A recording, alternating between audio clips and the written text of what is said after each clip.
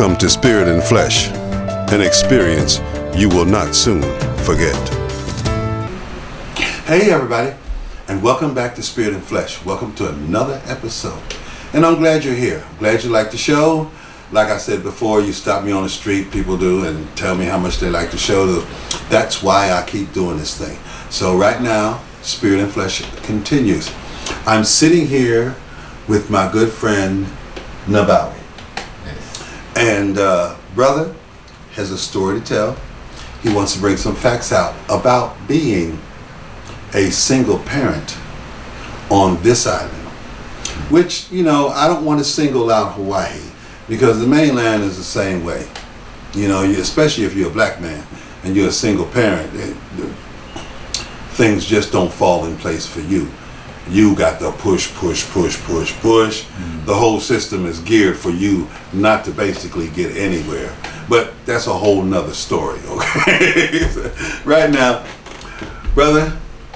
How you doing, brother, man? All right, glad to have you. It's a pleasure. Okay, so my listeners, my viewers, they know I interview people with a whole bunch of different subjects and things like that. So, when did your experience as being a single father, when did the experience take on the role that maybe you may not have considered? You know, because I know I have children too. And when you first hear that you have a child coming, you know, you're like, oh yes, hey, oh right, you know, Exactly. Let me step to the plate, Right. being a man and all of that. Exactly. But sometimes the woman who's having that baby may not be in agreement with your plan. So when did that turn take place? I would say roughly 2012, June of 2012. So roughly around June of 2012, I was actually going through an experience where I was asked to leave the home based on my signature being signed to a lease agreement, which I didn't sign. But based on that signature as a occupant and not the tenant, I was asked to leave the property because she signed as the tenant and my name was forged as the occupant. Now, I was told by the police that had my name be on the lease as tenant, then I would not be able to be forced off the property unless there was some harm or some nature of danger brought to the child, which none of those things took in place. So upon that, I basically was asked to leave the property. From that moment, it took roughly about a month. Actually, it took more like 3 months before I initiated the joint custody. And so upon filing for joint custody, it turned out that she was given the legal custody. Full custody? Full legal custody. Well, I was given 0. Did anybody question you about that, or they just gave it to her? They just pretty much gave it to her based on the evidence that was presented at the time. So upon that evidence, I basically was given visitations. Right. And so that proceeded over some time. But during these times, there was many instances of what they would call interference with the visitations, be it not coming, be it not complying to the court orders. So this took place multiple times, and over time I had finally recently had just gotten overnight visitations. And so you have that now? Now that is in the court order. This is how many years later? 5 years later now. 5 years later? Yeah. It took you 5 years to get that? Yeah. Wow. So, I mean, it comes with, like I say, a lot of having to go through the hoops and the loops and the basically adhering to what they basically give you the options to do. Right. So recently now, I returned from a family visit And upon returning, I reached out to continue visitations, which she outright is denying until this moment. So I have filed Wow. 2 police reports based on her not complying. Even though you have a court document Even that says though there's a court you're document. entitled to overnight visits. So I was concerned what would happen if she doesn't follow the court order. Right. So I was right. basically told I would call the police and that they would enforce the court order. Well, come to find out, upon her not complying, I did such. Called the police. I basically had to show my court order that I had visitations. They basically take the order, a copy of the order. They go visit her and basically ask, are you going to comply with the court order? Right, right, She right. tells right. them no. So basically, she is right at that moment not complying with the court order. Right. So basically, the police come back to me and says she's not complying. Yeah, but legally she has to comply, doesn't she? That's what the law says. So when I asked the police, well, I was told by the court that if she doesn't comply, then this is what I'm to do. The police in return tells me, we do not want to traumatize the child. Our child is 6 years old, by the way. He just turned 6 2 weeks ago. Okay. So- what would be traumatizing to the child? Basically taking the child from the home. They consider that traumatizing based on the age. Now, I don't understand that. So basically, this Well- is my reasoning for wanting to share this story. Is how is it we as single fathers are given minimum services when it comes to the relationship of our child or children? Right. Whereas in the mother's eye, they have multiple services for single mothers. Well, I know in my case, I have a daughter, and the mother fell a bit sickly, you know, and so I basically went to court to get custody for my daughter, right? After hearing all I wanted was a baby, you know, and I was like, well, okay. Then I get a call 10 years later. Oh, your daughter wants to know you. It's where you been for 10 years, you know?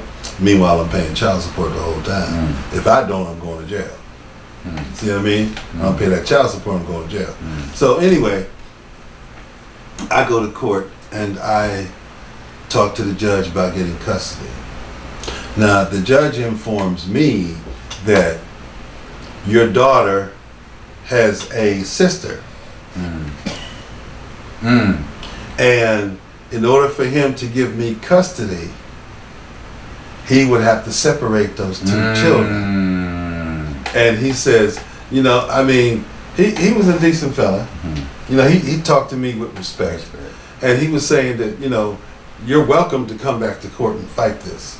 But personally, I don't see the goodness in separating children at that young. My daughter was only 10 years old. So he said, no, you know, I personally, I'm not going to do that because that hurts them more than anything else. So, you know, I had to go outside of myself and look at it from a different point of view. And it was like, okay, you know, if I'm blessed enough to win the case, then my daughter comes with me. She's separated from her sister, which may be traumatic for her. So I stepped outside of myself and looked at it from a different point of view and decided that I'll wait. Respect. You know, I'll wait because, you know, I don't want her to be hurt by losing her sister. You know, I'll be happy because my daughter's with me, but then she'll be unhappy because she's not with her sister. Right. So, you know, I'm not saying that has any value in your case. I'm just saying that, you know, sometimes, you know, it's good to look at it from other people's perspective. Because our perspective is basically what I want. You know? But at the same time, I agree with you. Because the court system is geared towards the females. This is why when my son and my daughter were babies, I did not seek custody because I do not believe in taking a child away from his mother. You know, baby. I agree. I'm holding your hand, agree. baby. You know, Yes, sir. I can deal with that. Yeah. And you know, but at the same time, you know, can you shed some light on some experiences you personally have had, other than right now this moment with her not complying? Because to my understanding, even in the custody thing, non-compliance with a court order usually means you go to jail. It's according to my research, it is what they call like a Class C. What's a Class C? So there's these different. How would I describe? Classes meaning like Class A, Class B, Class C, are different levels of the crime, if you will. Yeah. So her non-compliance of custodial interference is not a felony, but it's considered like a misdemeanor. A misdemeanor. It's like a You misdemeanor. still go to jail for misdemeanor. Respect, if you get enough of them. Oh, they gotta pile up. They on gotta it. pile up in order for Oh. them to take that kind of effect. Okay, so so right now, for whatever reason, she's in full non-compliance. yeah, but what is there in place to give you some justice? That is what is on the table right now. Yeah, because in the long run, the ball is gonna come back to you. Because as an adult, my son was truly upset with me. How come you weren't there when I was growing up? Okay, with You know all what I due mean? respect. And see, you know, at this point, you know, he has everything that his mother told him. Respect. And he knows nothing of what actually happened.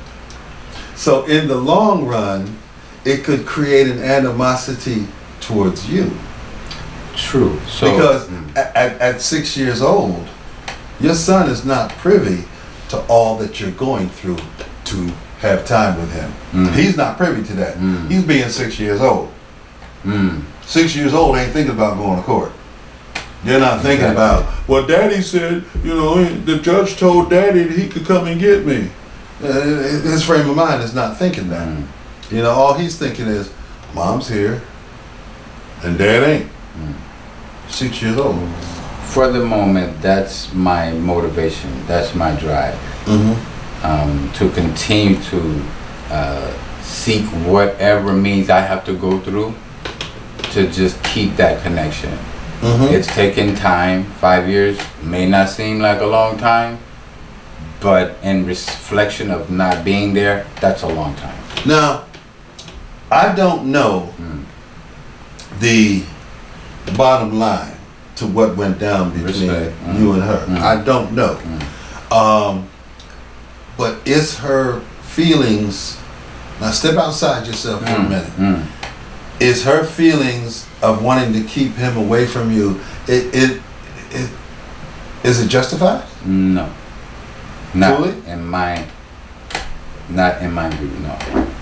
Okay, to someone who just walked into the situation, dealing with her and dealing with you, would it be justified to them? No. Okay. Okay. All right. Point being, what is the reasoning for separating a parent and a child? Why not support the child, as I understand it, relationship as a whole? Yes. My idea would be to co-parent. Yeah. This is my objective. So as a single parent, if you don't have that foundation in communication, then there's always going to be the battle. Well, because it's out of balance. And so what tools do I have to continue to just move forward is, for the moment, continue to file and build evidence. Yeah. opposed to becoming emotional, Exactly. and creating a scene of which can be used against you. And from that knowledge, that's why I choose to just stay with the facts and Right. build the evidence. These are tools that I've learned along the way. Mm-hmm. So this is part of my reasoning for wanting to share this story, is to also connect with other single fathers, and let's build some kind of dialogue of how we can now establish some kind of initiative for single fathers in situations where the mom is not Compliant. So I am aware there are some services, but they're very minimal.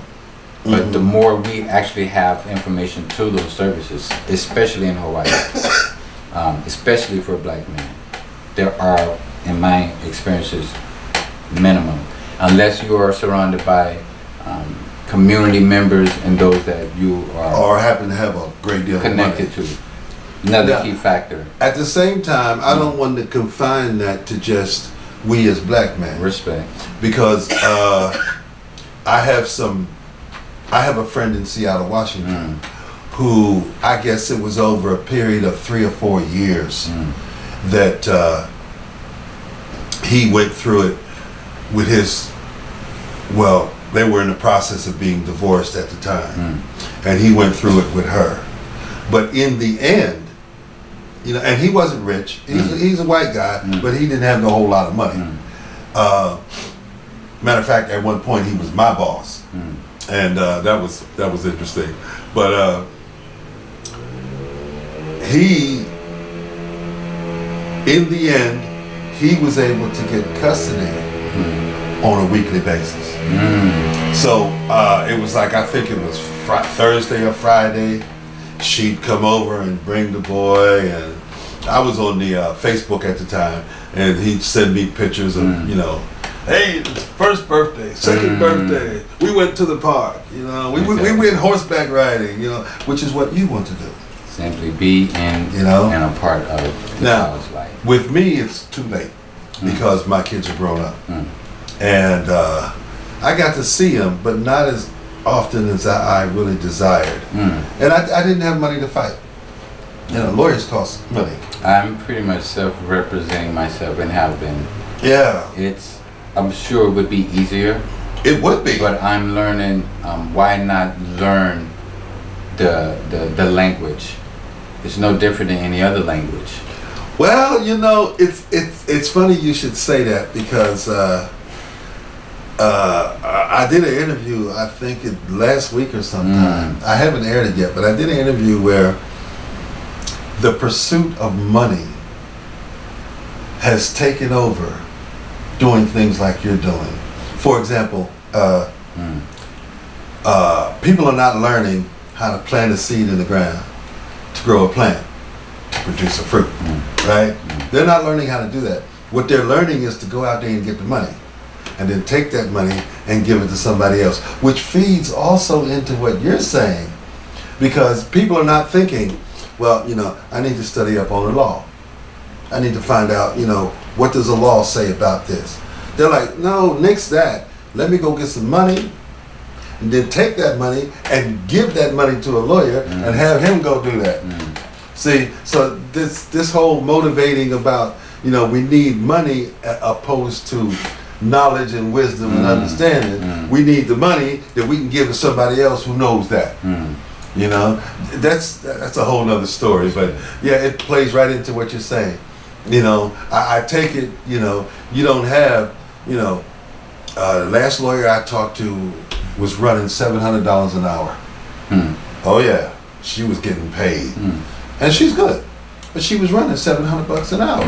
Now I don't know about you, but I ain't got $700 an hour. So you know, it could be this is the way you got to go because, you know, you can't pay a lawyer.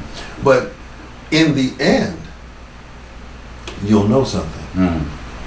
And in the end, you can turn to somebody else and say, well, hey, brother, I was in that situation, you know, 1, 2, 3, A, B, C, this is what you do.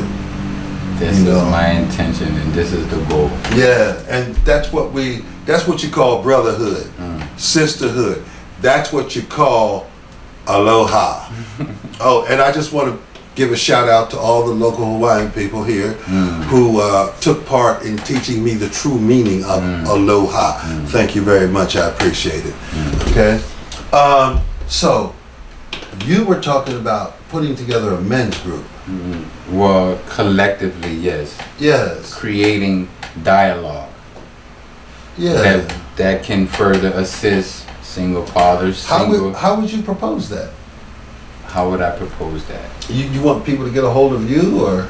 Well, there's social media, and so we could begin a dialogue or a group of Are you some on kind. Facebook? I am. Would you mind if people knew where you were? I would not at all mind. Let 'em know. So you can find me on under Facebook under Nabawi.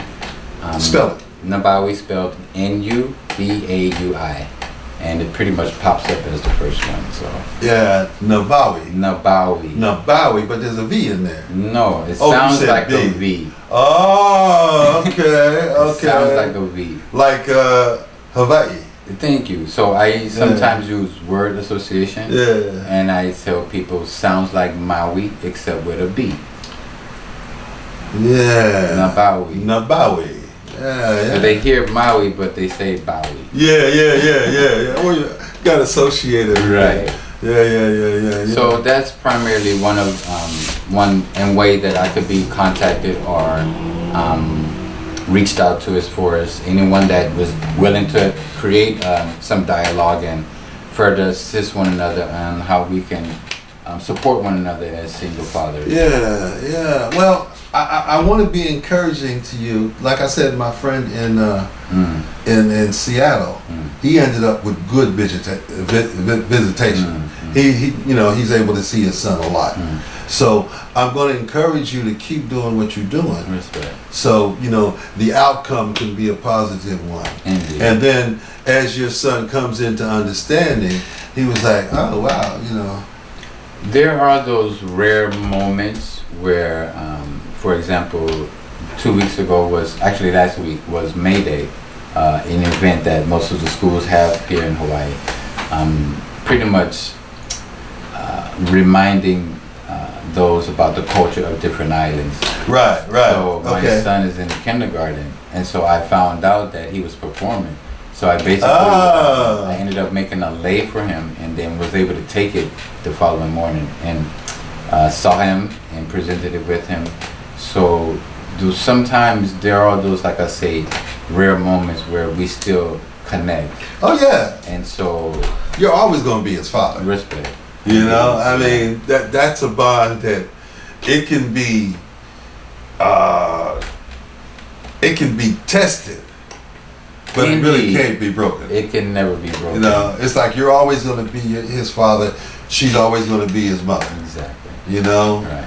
Regardless of what goes on between the two of you. Because I remember for years, I had my not so good thoughts about her, but I would never voice them to my son. Respect.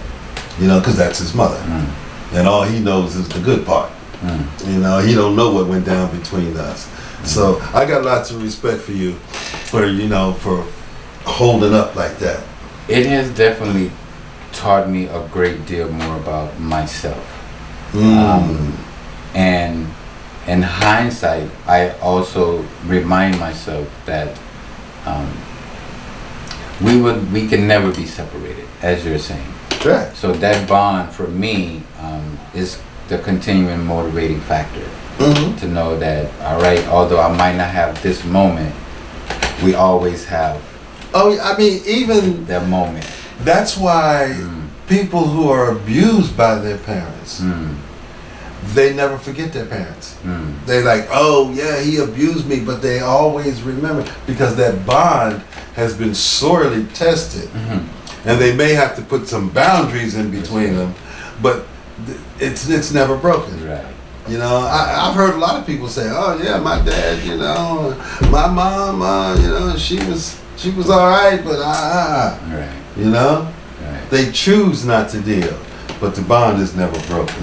Because it's a bloodline. Respect. You know what I mean? So, what is on your heart that if some fella is sitting there right now going, man, I'm going through that right now. Man, you know, oh boy, if he's sitting there relating directly to this, being a single parent and being blocked from seeing a child, you know, if he was to just get on the phone and call you right now and say, hey brother, what would you say to me? What would you say? I would essentially say, take a moment and really step outside of the situation and give yourself an opportunity to really discover what it is that you want in the relationship with your child. But first, find out where are you at in relationship to yourself. That has been a part of my journey and still continue to be a further deeper understanding of who I am, so that when we do come together again, this child will have a deeper knowing of who his father really is. And so I offer that suggestion to really take some time to really go inside and find that place, because it's there. But you have to do the work if you really want it. So that would be my suggestion. Yeah, you know, when you were saying that, it was, I was remembering in my mind that there are things that other people can do for you. And there are some things that you can only do for yourself. And if you do not do them for yourself, they will not get done. You know what I mean? I feel that to the heart. I feel feel that. So, hey, brother, I want to thank you for being on. I really, really, really am grateful that you've given me this opportunity to share this story with the community, and keep doing beautiful things, my brother. All right, my man. Yes, sir. All right. Okay, so there it is, y'all. You know, and that's right, I said y'all. I do say that from time to time. Yeah, it's part of my culture from being over there. You know what I mean? So, Spirit and Flesh continues. Okay, Spirit and Flesh continues, and don't go anywhere. We got some more things lined up for you. So, let's keep walking down this road. So in closing, I would like to say to all the single fathers and that when you embark upon this journey and you find yourself being by yourself, have no fear to reach out. There is always support. Sometimes the system may not be in your favor, but I've learned to take these opportunities as stepping stones and find out exactly what it is that I want. I'd like to offer brothers the opportunity to really come together collectively so that we can share our strengths and support one another as far as what it is that we want to do as single fathers. So I encourage you brothers to take the time, like I said, and discover what it is that you want to do for your child or children. I found that there is strength in numbers. So as we do come together collectively, mindfully, let's continue to support one another, not just as single dads, but also as men in our community, offering services and support for one another. Thank you very much, and it's been an honor and a pleasure. Thank you. Hi, it's me, Vera, and this is from the heart. I would like to talk to you about the economy in the 1800s. It was so much different back then than it is today. Because in the early 1800s, it was a time of exploration and settlement. Money wasn't so much necessary as being healthy and strong enough to actually make your living off the land. Because you had to work real hard. You had to farm. Money was not liquid, but tied up in the land for the most part anyway. For example, with the money situation, what you could buy, one bag of flour, $1.80. Wow. A fourth pound of tea, 38 cents. That's cheap, according to how much things cost nowadays, but it wasn't so cheap back then because money was hard to come by. Let's see, a quart of milk, 56 cents. 1 pound of cheap coffee was 35 cents. Sugar, 3.5 pounds, $1.05. Soap, starch, pepper, salt, vinegar, and etc. was $1. I know it still seems pretty cheap according to nowadays.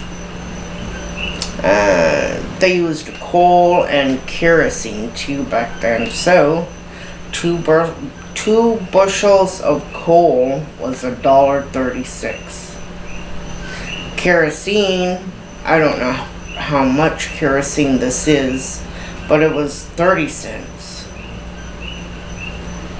And rent was $4 a week.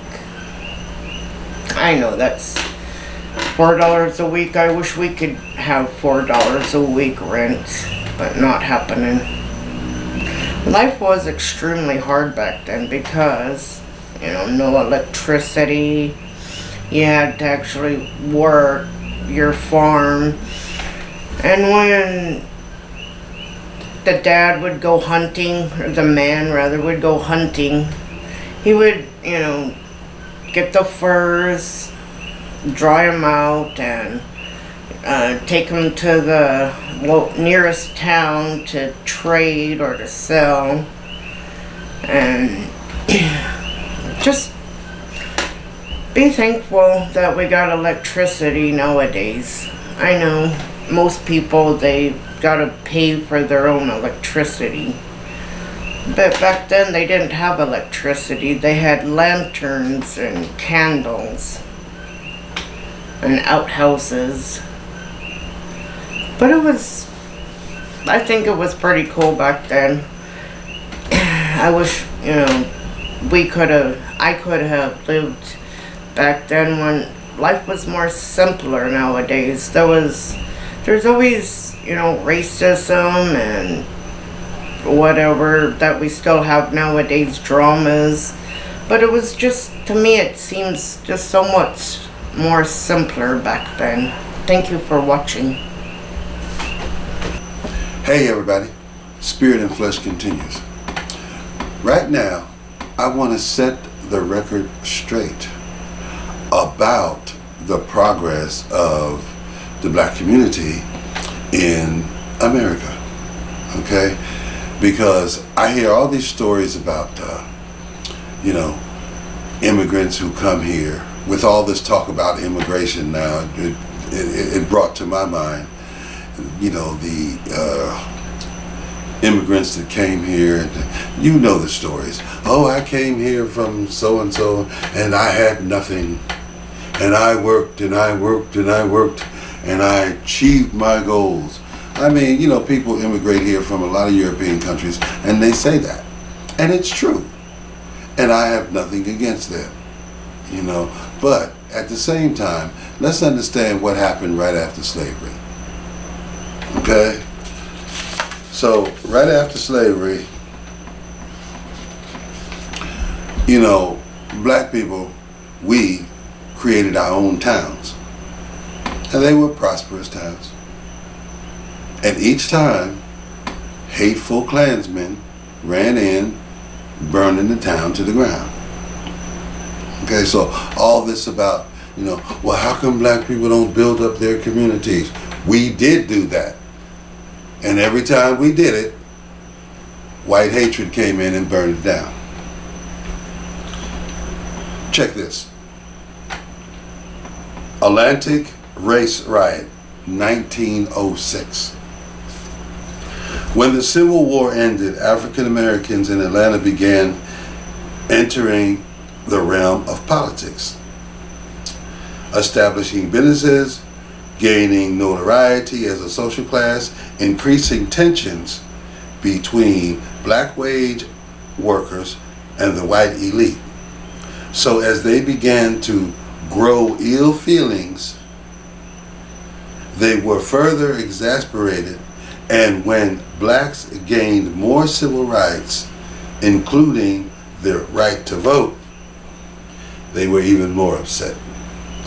So on September 22nd, 1906, Atlanta newspapers reported 4 alleged assaults on local white women. So,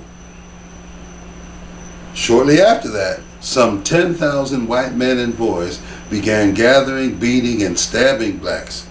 It is estimated that there were between 25 and 40 African Americans that were killed. It was confirmed that there were only 2 white people that died. Okay? Greenwood, Tulsa, Oklahoma. Black Wall Street. May 31st to June 1st, 1921. During the oil boom of the 1910s, the area of northeast Oklahoma around Tulsa flourished, including the Greenwood neighborhood, which was known as the Black Wall Street. The area was home to several lawyers, realtors, doctors, and prominent black businessmen, many of whom, through their hard work, had become multimillionaires. Greenwood boasted a variety of thriving businesses, such as grocery stores, clothing stores, barbershops, banks, hotels, cafes, movie theaters, 2 newspapers, and many contemporary homes.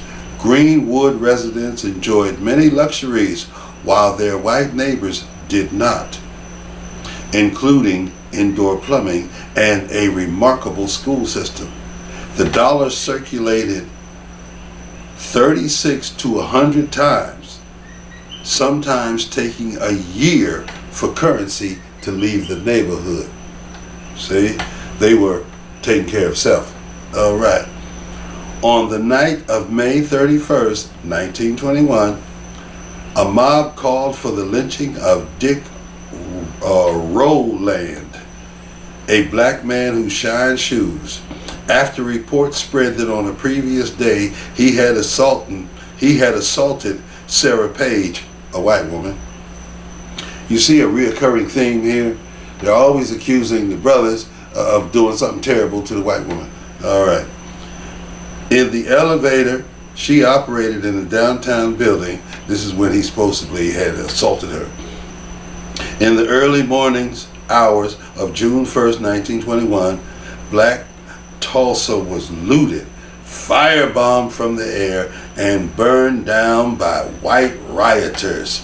The governor declared martial law. The National Guard troops arrived in Tulsa. Guardsmen assisting firemen in putting out the fire, removed abducted African Americans from the hands of white vigilantes and imprisoned all black Tulsians not already confined into a prison camp at the convention hall and the fairgrounds. So for as long as 8 days they were in prison. In the wake of the violence, 35 city blocks lay in charred ruins. Over 800 people were treated for injuries and an estimated 300 deaths occurred. So this is what was going down. Let's move on. Chicago race riots, 1919. The Red Summer of 1919 marked a culmination of steady growing tensions surrounding the great migration of African Americans from the rural South to the cities of the North during World War I. Chicago was one of the northern cities that experienced violent race riots during this period. Drawn by the city's meat packing houses, railway companies, and steel mills, the African American population in Chicago skyrocketed from 44,000 in 1910 to 235,000 in 1930. When the war ended in late 1918, thousands of white servicemen returned home from fighting in the war in Europe to find that their jobs in factories, warehouses, and mills have been filled by newly arrived Southern blacks or immigrants. And they got mad and had a riot. Okay, moving right along. On July 27th, 1919, an African-American teenager drowned in Lake Michigan after he challenged the unofficial segregation of Chicago's beaches and was stoned by a group of white youths. His death and the police refusal to arrest the man who caused it sparked a week of race rioting between black and white Chicagoans, with black neighborhoods receiving the worst of the damage. When the riots ended on August 3rd, 15 whites and 23 blacks had been killed and more than 500 people injured. In addition, 1,000 black families had lost their homes when they were torched by rioters. President Woodrow Wilson named the white race as the aggressor in the Chicago uprising. So, and then you have Rosewood, 1923. Rosewood was a quiet, self-sufficient, whistle stop on the Seaboard Airline Railway in Florida. By the 1900s, the population in Rosewood had become predominantly African American. Some people farmed and worked in local businesses, including a sawmill in nearby Sumner, a predominantly white town. In 1920, Rosewood blacks had 3 churches, a school, a large Masonic hall, turpentine mill, a sugarcane mill, a basketball team, and a general store. Spurred by unsupported accusations that a white woman in Sumner had been beaten and possibly raped by a black drifter, white men from a number of nearby towns lynched a Rosewood resident. When the black citizens defended themselves against further attack, several hundred whites roamed the countryside hunting black people and burning almost every structure in Rosewood. Survivors hid for several days in nearby swamps and were evacuated by train and car to larger towns. Although state and local authorities were aware of the violence, they made no arrests for the activities in Rosewood. At least 6 blacks and 2 whites were killed, and the town was abandoned by black residents during the attacks. None ever returned. So, and I can go on and on and on about this. Do your research. I got pages and pages of towns that were put together by black people were destroyed by white people. So, it's kind of like you need to understand that the immigrants came here from other places, mostly white countries, and they were allowed to prosper, whereas we were not. Point in case, you and I both know that TV is a very influential tool. Television gets out to the people. Bill Cosby, the famous Bill Cosby, very, very rich, wanted to buy NBC when NBC was for sale. He wanted to buy the network. He had the money, he had the credentials, he had the credit line. They would not sell it to him because they didn't want a black man having that much control over the influencing of the people. So, this is a very unpleasant thing to discuss, but it's true. And I really want people to understand that a lot of what you believe about black people, you were made to believe it. And it's not true. We are not who they say we are. We are who we are. And we are a great and wonderful people. So, there it is. I just wanted to set the record straight on that. Peace. Thought patterns, different ways of thinking, thoughts that lead to the positive or negative physical actions among people. And let us not for a moment forget that we are all human, flesh, thought patterns, different ways of thinking. And to some, all is conceivable. Any act can by someone be brought into rational reasoning. And some folks will do anything. Will do anything. Thought patterns, different ways of thinking. And that changes must occur if we are to succeed, if we are to move with the movement of life. Let us consider time. Let us consider eternity.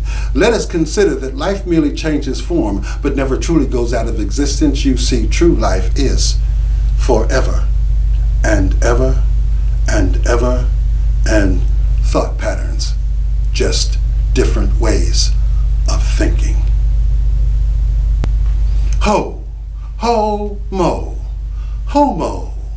Homo sapiens, an equal blend of flesh and bones, of spirit and emotions, of intellect, our so-called intelligence, a marriage that is truly till death do they part, the spirit continuing on its eternal quest towards perfection, while the body decays, turning back into the dust from which it came. Homo sapiens, with our eyes we see. But is it illusions that we see? Do the images that our eyes see tell us what our thoughts should be, even before we know the truth about what we're looking at? And if we are all truly different one from the other, then tell me, why does all blood bleed red? Illusions. Illusions move us to believe that some are more while others are less. The deciding factor being money and material objects that sparkle and glitter. Yes, it is through their eyes that many are sold, respecting only those whose hands are filled with gold and silver and whose minds are filled with shallow, lustful fantasies. Homo sapiens, you see.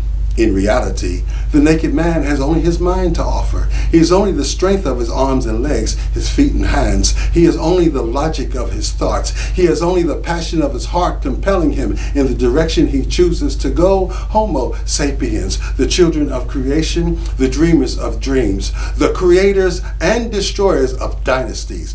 Those possessing the ability to manifest any thought-form fantasy into physical reality using time as a measuring stick towards greatness. Homo sapiens.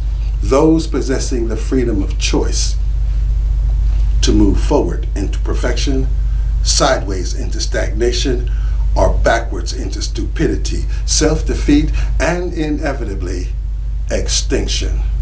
Mo.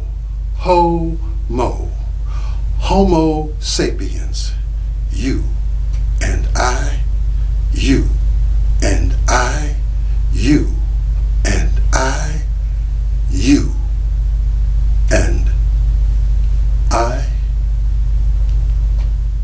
A word from Michelle. Don't ever give up. No matter what. That's right. No matter what happens. If you are still breathing, if you're still living, you have an opportunity to give it another shot. Give it another try. Don't ever give up. And don't never let anybody tell you that you can't. I personally do not believe in the word can't. I personally don't believe in the words, 2 words, cannot. Now, it may take you 100 tries.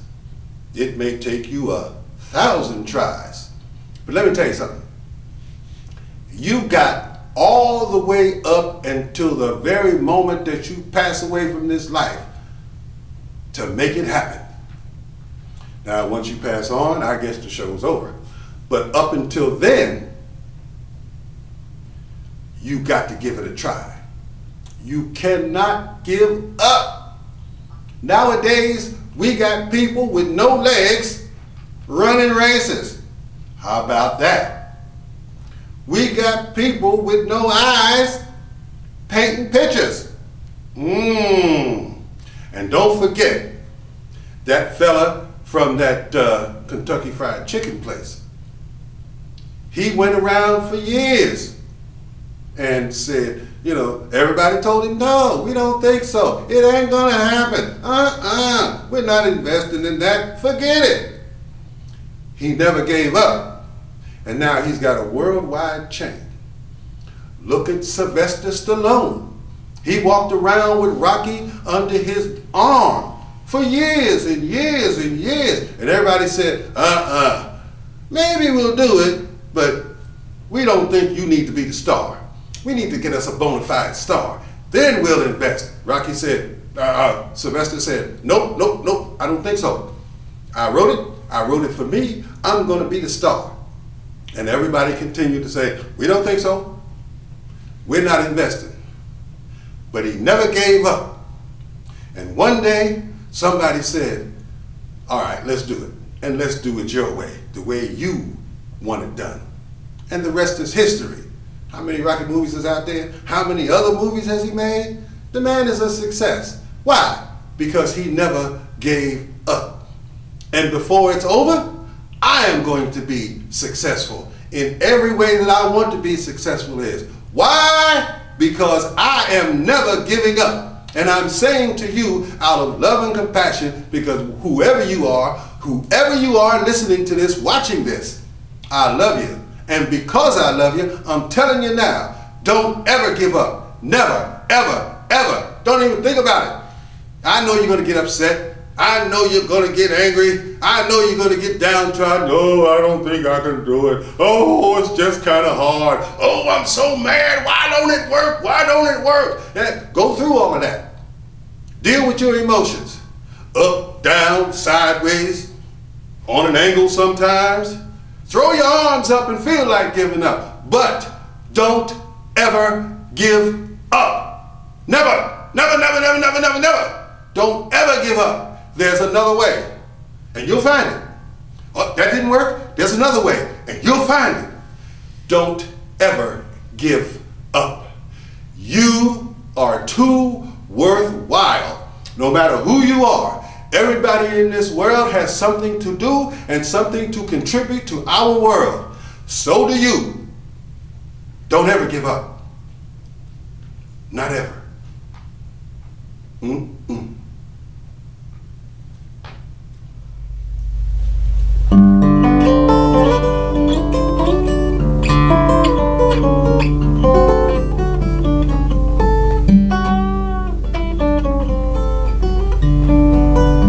This is an instrumental. It's called In the Name of Jesus, and it's in slack key G tuning, in Hawaiian slack key.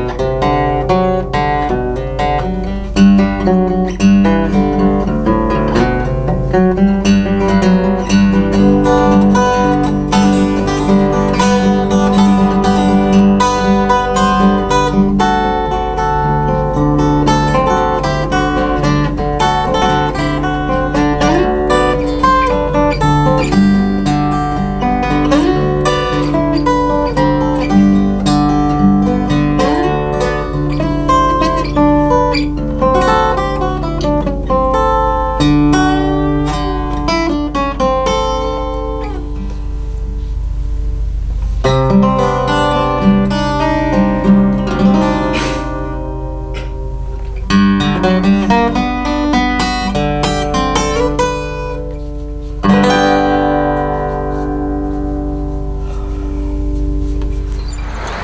even once.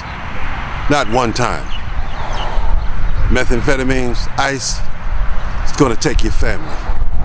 It's gonna take your cars. It's gonna take your house. It's gonna take your job. It's gonna take your mind. Then you're gonna pay the ultimate cost. It's gonna take your life. So think about it before you do it. Not even once. Not even once. Because this is gonna be your final destination. So take a look. Take a look around. Is this where you wanna be? Not even once. The winds of emotion push me to the edge. The taste of the bitter end is in my mouth. Each day brings no new thing, just a continuing drama of living clothed in flesh. The evenings bring spaces of blue. And all I need to know sometimes is that my heart is beating and I'm still alive. The winds of emotion push me to the edge. My brothers, my sisters, and their children are starving internationally. While here in America, we are concerned with profits. Many artists refusing to speak truth for fear of not selling their works. The evenings bring spaces of blue. And all I need to know sometimes is that my heart is beating and I'm still alive. The winds of emotion push me to the edge. I stumble through the drunken madness of the weekends, escaping, becoming lost in a private fantasy, only to return Monday morning, to continue fighting, to continue to see so many people going astray.